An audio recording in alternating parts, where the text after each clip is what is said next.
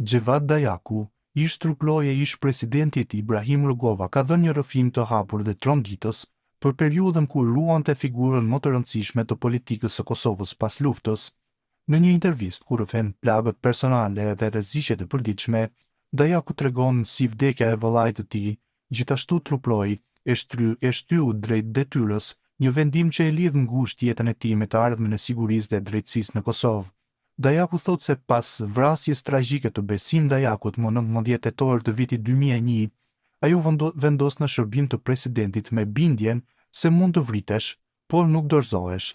Nga nëntori po ati viti ai u angazhua në ekipin e sigurisë së Rugovës dhe shndroi pranë tij deri kur truplojat u zëvendësuan nga strukturat policore.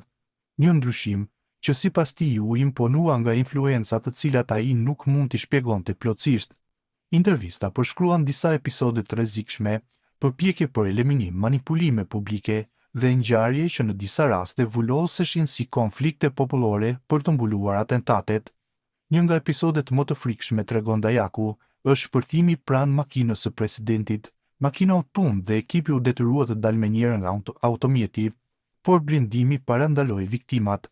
Pavarësisht tronditjes, Rugova vazhdoi agjendën dhe nuk anulloi takimet e parapara me përfaqësuesit ndërkombëtar, një sjellje që Dajaku e përshkroi si prova të vendosshmërisë dhe qetësisë së presidentit. Mëtej ai përshkruan edhe përplasjet me forcat e rendit gjatë eskortave, sipas tij patrullat e policisë shpesh ndërhynin dhe ndalonin rrugën e eskortave për legjitimimin, duke shkaktuar vonesa dhe tensione. Në tubimet elektorale dhe në qytete si Klina, ai kujton se turma të orkestruara dhe përplasjet të inskenuara synonin të largonin truplojat dhe të krijonin rrugë për sulmuesit.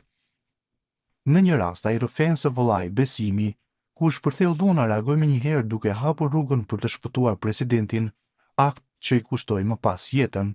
Rrëfimi i Dajakut prek edhe dimensionin politik.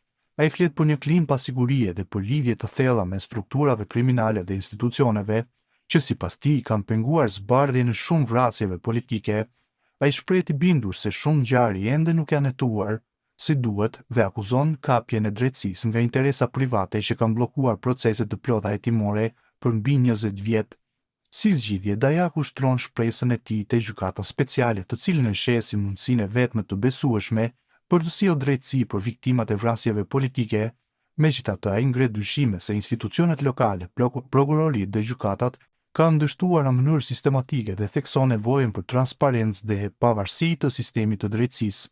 Në intervistë, ai gjithashtu propozon krijimin e një fondi për ndihmë juridike që do të mbështeste familjeve të viktimave që presin drejtësi, duke nënvizuar se shumë nga ato familje janë lënë hares për mbështetje institucionale. Dajaku nuk akuzon direkt emra specifik për vrasjet, por i jep zë dyshimeve dhe shqetësimeve publike, ndërsa tregon se vetë nuk është ftuar ende në gjykatën speciale.